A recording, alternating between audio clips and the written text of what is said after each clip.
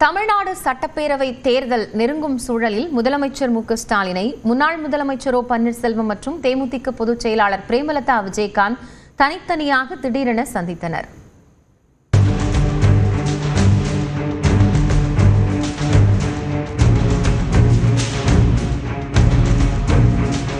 தமிழ்நாடு முதலமைச்சரும் திமுக தலைவருமான மு.க.ஸ்டாலின் உடல்நலக் குறைவு காரணமாக கடந்த ஜூலை 21ஆம் தேதி சென்னை அப்போலோ மருத்துவமனையில் அனுமதிக்கப்பட்டு ஒரு வார கால சிகிச்சைக்கு பின் ஜூலை 27ஆம் தேதி வீடு திரும்பினார். மருத்துவர்கள் அறிவுறுத்தலின்படி 3 நாட்கள் ஓய்வில் இருந்த முதலமைச்சர் மு.க.ஸ்டாலின் நேற்று வழக்கம் போல் நடைபயிற்சி சென்றார்.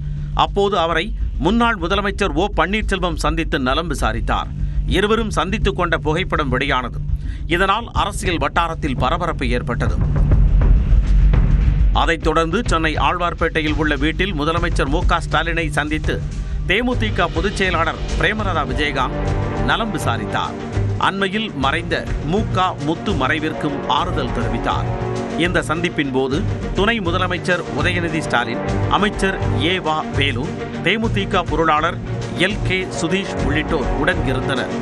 கடந்த தேர்தல்களில் பாஜக அதிமுகவுடன் இணைந்து போட்டியிட்ட தேமுதிக வரும் சட்டப்பேரவை தேர்தல் கூட்டணி குறித்து இதுவரை எவ்வித அறிவிப்பும் வெளியிடவில்லை.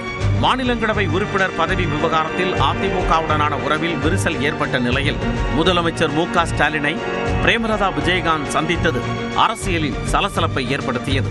இருப்பினும் முதலமைச்சர் மு.க.ஸ்டாலினை சந்தித்தது 100% நட்பு ரீதியானது என பிரேமலதா விளக்கமளித்தார். கேப்டனும் அண்ணன் ஸ்டாலின் அவர்களும் பல ஆண்டுகள் நட்புக்குரியவர்களாக இருந்திருக்காங்க. கேப்டன் அவர் அண்ணன் தான் சொல்வாரு, அவரும் கேப்டன் அண்ணன் தான் சொல்வாரு. இது 100% மரியாதை நிமித்தமாக அவர் உடல் நலனை விசாரிக்கிறதுக்காக சென்று அவர் உடல் நலனை விசாரித்தோம்.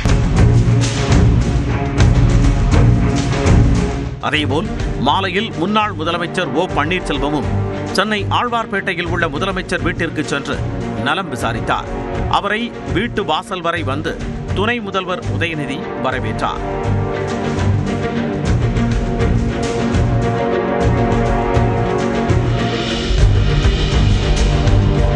முதலமைச்சருக்கு பழக்கூடை தந்து வாழ்த்தினார் OPS.